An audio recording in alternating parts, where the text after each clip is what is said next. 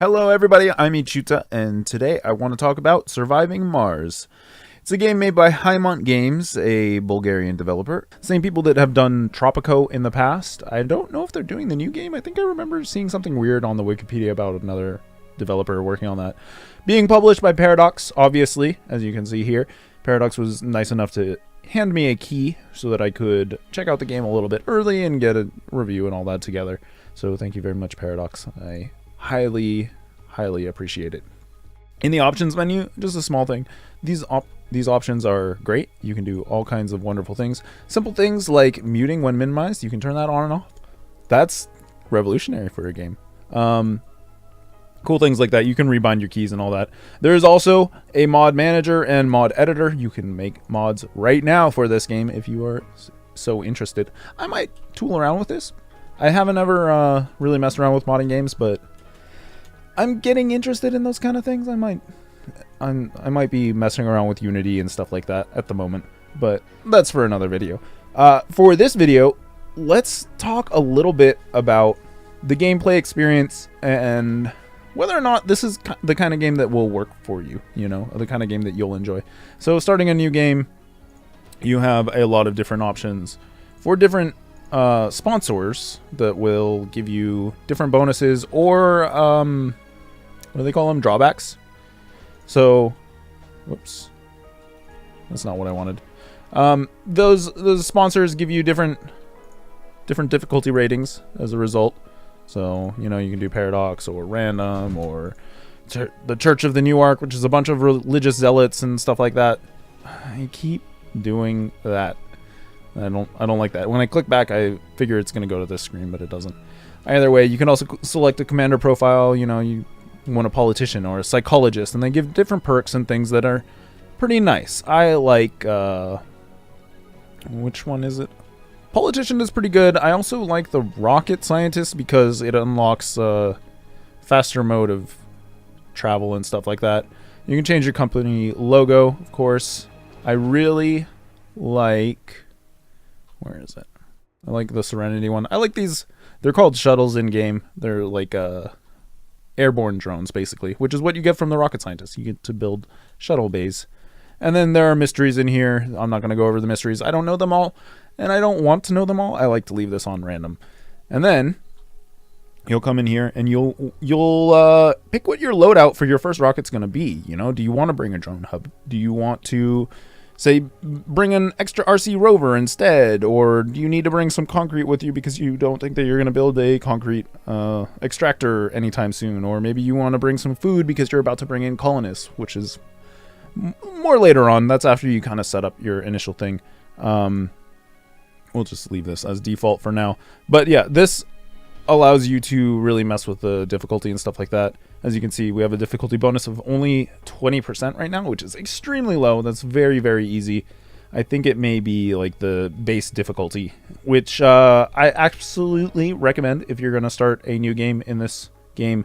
The tutorial is there. It helps a little, but it's a strategy game, and strategy games have trouble with tutorials, you know.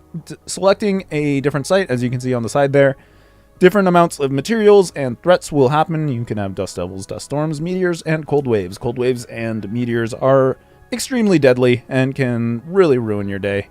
But those things will manage the difficulty bonus, so selecting the right site is also very important. Sometimes you want to select a more difficult one. Sometimes you want to select an easier one. It just depends on how you feel like playing that day.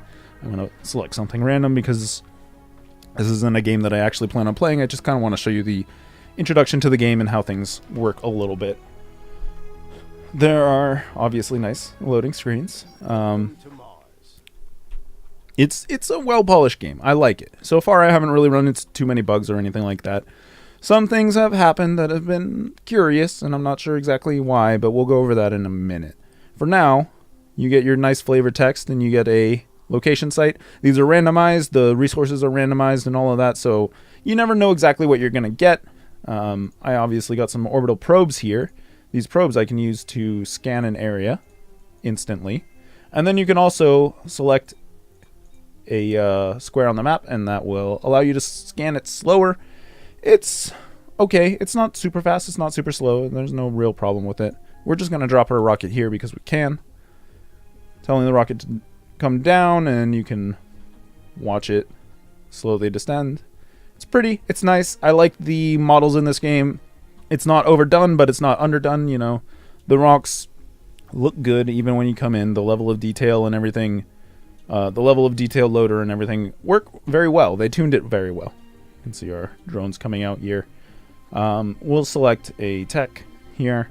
This is the technology screen. It goes on for quite a while. I don't think I've ever reached the end of it. I've come close, and we'll show you the farthest I've gone so far. I don't know. It doesn't really matter, I suppose. You can also outsource your technology by spending money. Money that we have right now. You can outsource to get, you know, in the next 5 souls, which is a curious time measurement. We'll go over that in a minute. But in the next 5 souls, I can get 1,000 science or 10,000 science in the next 5 souls for 10 times as much and whatnot. You don't really need that, though. When you are first starting a colony, you're only going to have rovers. You're not going to actually have a dome or anything. These rovers are going to basically build, and you can right click to enter the build menu, your colony. So you'd put something like a drone hub down. You'd be like, oh, well, I need to power that drone hub, so let's put in some solar panels.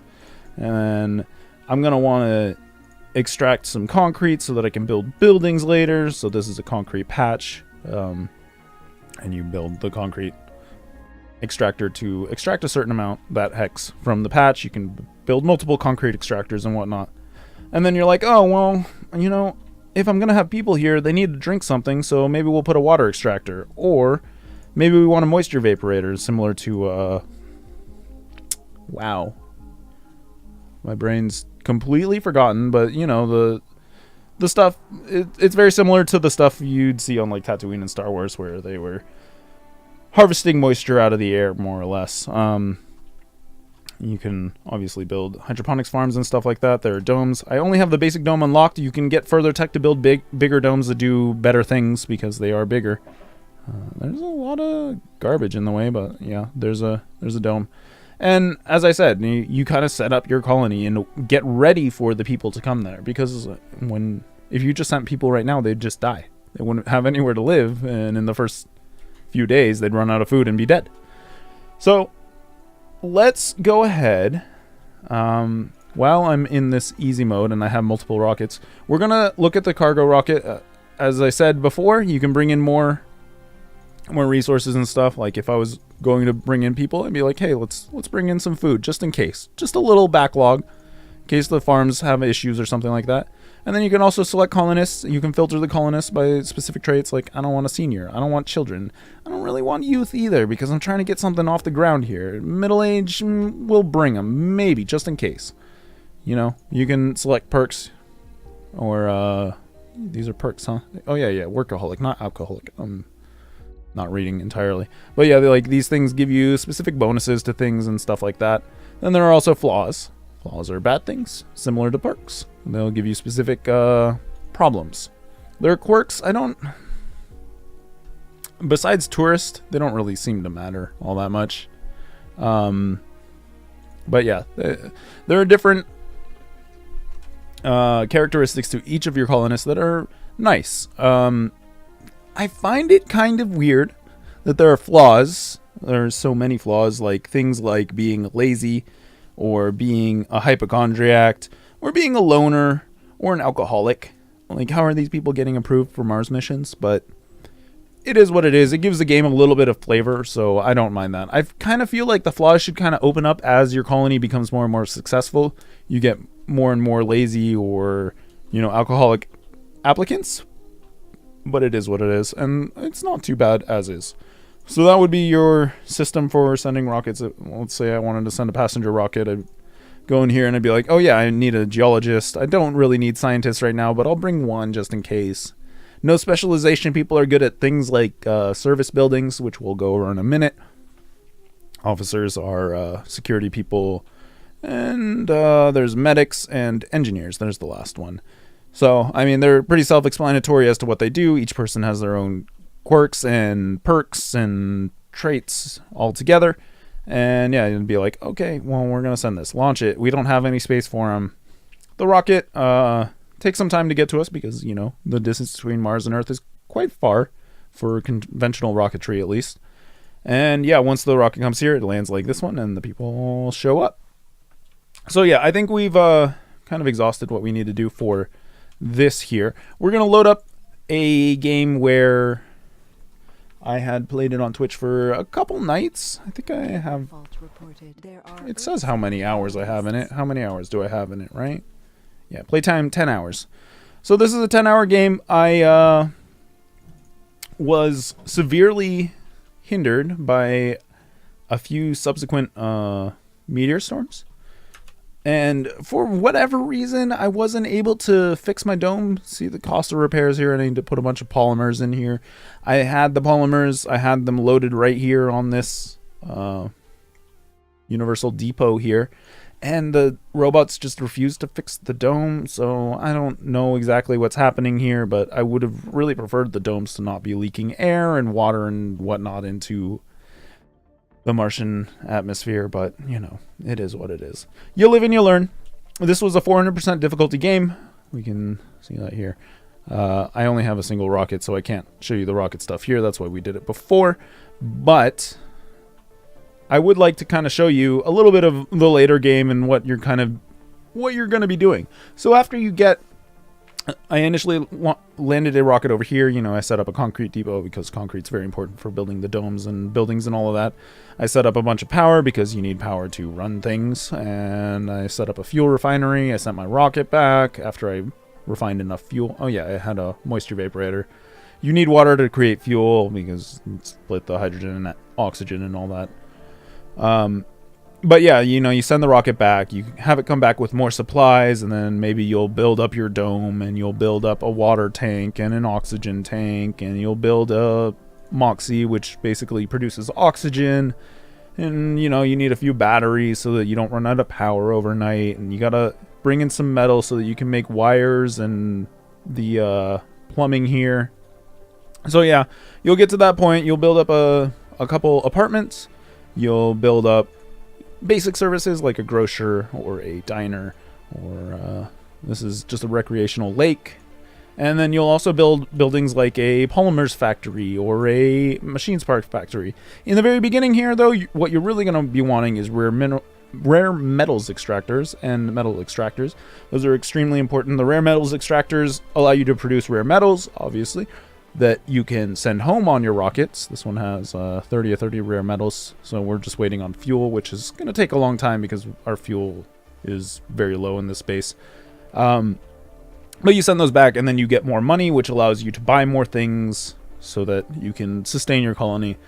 It's a little bit of a way to keep you from completely running out of a specific resources. Some of these resources are pretty hard to produce. Like electronics is actually... It takes a lot of people to produce electronics, turns out, at least in this game.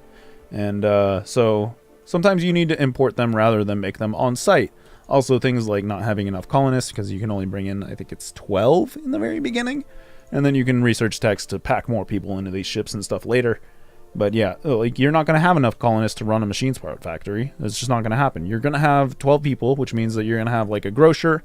You're going to have a few farms, the hydroponics farms, these ones. I don't have any built right now because they're not as efficient as these farms over here, the more traditional style farm. But yeah, you'll have a few hydroponics farms. You'll have probably a rare metals or minerals extractor and stuff. And you're just going to try and hack it, you know. People aren't going to be extremely happy. Some people are going to want to leave. They're going to go home. And I have a bunch of people over here that are very unhappy. They want to leave and go home. They become earthsick, which essentially makes them incapable of doing any work or anything like that. They've been mentally broken and they just want to go home. So as soon as they get a chance, as soon as they can reach a rocket, they're going to take that rocket to go home. You can see my fractures alert here that has been there for a long time. We've got a couple cable faults and some buildings that aren't working because of random maintenance issues. Lots of things happened during the meteor storm. We basically ran out of supplies because we were trying to fix things for far too long.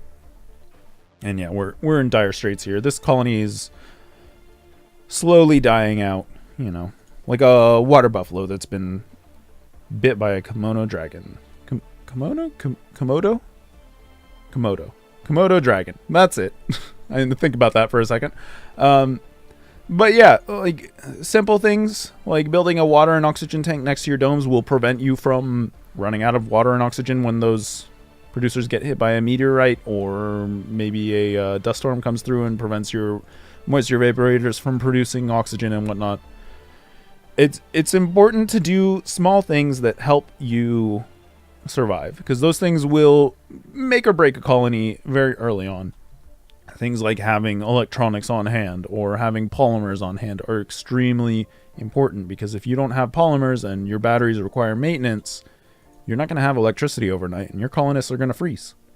So there's a bit of, I mean, it's obviously a strategy game. It's sort of a real-time pausable strategy game. But there is a bit of urgency, I guess, is the best way to put it. Like, you want to get things running quickly before problems happen. And I mean, if you're just doing the easy start, or if you're doing an easy game, it's not going to be a problem. You'll be okay. You'll go as far as you want to go for the most part. Like, the game can be extremely easy, but it can also be pretty damn hard. And it just really depends on the starts you choose and, you know, all of that beginning stuff that I showed you earlier. What else do I want to show you? We can show you the tech tree. There is quite a bit of it visible, at least not a lot of it done yet here. But, you know, you can research things like atomic accumulators, which are larger batteries. You can build research solar panels that will remove the dust from themselves for the most part. Martian-born strength, and this is people that are born on Mars are going to be better for some reason or another. Water conservation systems are going to reduce your water consumption. You know, fairly standard, you know, that you're gonna make more resources, use less of them. Maybe you get a cash injection here. Maybe your drones are printable now, so you can make them. But there are also things like decommission protocol. When you first start the game, you are not allowed to deconstruct buildings, so you have to be very careful as to where you build buildings, because once you build them and then you scrap them, you just have this big scrap heap that you can't do anything with until you get that research. There's just little things where planning ahead really makes the difference, and it really just, it's what will keep you alive or force you to start again. I think in this game, these people have been running out of food very often because I'm out of fuel, because my fuel production got hit with a meteorite. So right now my shuttles aren't doing anything because they don't have any fuel. Same thing with the rocket. It can't go home because it doesn't have any fuel. But the problem is the shuttles were feeding the food from my farming area up here. They were, you know, taking it down to this new dome. Now that this new dome doesn't have shuttles importing food all the time, these people are slowly starting to starve. They're running out of food and they're gonna die if I don't do anything about it. So I'd have to do something like take my RC transport and say, hey, pick up a bunch of this food that we have stockpiled. And then once he gets that food, I'd have to say, okay, now bring it down here so that these people don't starve. Simple things like that, you know, it is a strategy game. What else is there to talk about? Basic things like service buildings require people to work in them unless you get a special tech that allows you to automate them, but that only happened in one of my games, one of 3, so you can't really count on it. So like this art workshop isn't working because nobody's here to work on it, because, well, there's a lot of old people here. Old people don't work is a problem. Senior outside of the workforce. They're probably my biggest complaint about this game, and don't get me wrong, I do really love this game. I'm going to be playing quite a bit of it because it is extremely fun. I think my biggest complaint about the game, though, is that colonist management. Oh, there they go. They're starving. Colonist management can be a little troublesome. You can't really say, hey, you're going to work in this mine. You geologist dude is going to work in this mine and just work there. Sometimes you tell them to work in the mine and then they just leave anyways, which is kind of odd. I feel like if you give somebody an order, they should just do that order more or less until the end. But maybe it's just a bit of free will in here. It's just kind of unusual for a strategy game to allow things like that to happen. Same things with, like, if I told people to leave here, sometimes people will fill that space up before I can lock it down, kind of thing. But, you know, it is what it is. minor little issues here and there. What they do give you in colonist management is things like you can filter a dome. You can say, hey, I really like engineers here, but I don't really need geologists because I want geologists to go to the other dome. I was sending geologists down here. Now they're all Earthsick because they don't have amenities and stuff like that. So like this is just saying, hey, don't be a senior. You can't be a senior in this dome. So that's why all the seniors are up there. But this was supposed to be a geologist dome that would allow me to extract a bunch of metals, but then all the geologists got homesick after they were starving for a few days because there was a meteor storm and all of my, everything's falling apart. Other things you can kind of do to manage your people is you can change the priority of buildings. It says that it'll only say, how much drones like them, but I've noticed that if I change the priority, let things run for a little bit, more people will be here. You can also, cap things. You can create more work shifts. You can run them in overtime and stuff like that, and that allows for different performance and or what would you call it? Like mental gains or issues. If you're working overtime all the time, your colonists are going to get upset because they're working overtime all the time, and they're going to want to. They'll either mentally snap for a little bit and run around and then get better and go back to work, or maybe they'll just get Earthsick and never want to be here again, and they'll leave at the first chance. There are things called like renegades. Here's the scrap heap. So I didn't have this clear button before, so if you built something you didn't want, you just have this thing. You can't do anything with it, but now I can. Some things that are a bit annoying, I would say, is when you are mining any minerals or water, you're going to be producing a lot of rocks, just random rocks, and it can be a little annoying just building these dump sites because they fill up pretty quickly, and eventually like you'll end up with a huge area just filled with rocks because you've been mining that zone. It's not horrible or anything, but I kind of wish that there was something to do with the rocks, and I haven't really found a tech to do anything with it, but it might be that it's just like an end game kind of thing, and I haven't gotten there. But yeah, this is more or less surviving Mars. There's a lot of exploration, there's a lot of management, there's a lot of frustrating events that will definitely test you. It's not exactly a RimWorld or anything like that. You're not going to be being attacked by mercenaries or tribesmen or anything like that, but you will have the occasional dust storm that's going to prevent your moisture vaporators and solar panels from working, or you'll have a meteor shower that will destroy a bunch of stuff and use up all your resources repairing your domes and whatnot. There are definitely challenges in the game, but for the most part, it's much more of a laid-back experience, and that's kind of why I like it. It's something that I can play and relax to. Sure, there are times of tension, there are times where things get hairy, but for the most part, it's just kind of more feel-good and enjoyable. And yeah, I mean, it's just a game that you can hang out and enjoy. So yeah, if that appeals to you, then I highly recommend checking out Surviving Mars. Like I said, it's made by Highmont Games, published by Paradox. It's on Steam right now. It's on sale, 10% off. I think it's like 35. Let me double check. I can't. Okay. Well, it was like 35-ish US dollars. Whatever that converts to in your country if you are outside of the United States. And yeah, like I said, it's a fun game. I'm going to be playing a ton of it. If you want to see some gameplay from me, feel free to check out my Twitch channel, twitch.tv/e_chu_tah, just like my YouTube name. If you want to see like some gameplay stuff, check out Quill's series. It's right here in the main menu even. They've been highly promoting it, and he does a really great job of explaining just the basics of the game if you want to get into it, stuff like that. It's a great game. I'm enjoying it a ton. It's got a bit of a City Skyline vibe with a little bit of RimWorld disasters here and there, but not nearly as rough. RimWorld is a whole different beast. But yeah, it also has that domino effect where if a few things go wrong at the wrong time, you are screwed, and you gotta really work hard to dig out of that hole. Well, I guess you don't dig out of a hole, huh? Well, you kind of do. You dig sideways, though. Either way, you gotta work really hard to get out of that hole.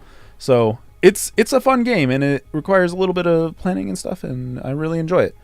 Hopefully you will too, and these guys will continue making amazing games with great stuff like mod support right out of the gate and good options menus and all of that. The Tropico series is a series that I always wanted to mess with, and I never really did. But maybe I will now, because I really do like this. Either way, I'm Ichuta. If you enjoyed the video, feel free to hit the like button. If you have any comments, things that I missed, I'm sure I missed a ton of it, but if you have anything that you might want to say about the video or the game in general, feel free to drop it in the comment section. And yeah, I hope you guys enjoyed. I'll see you all later.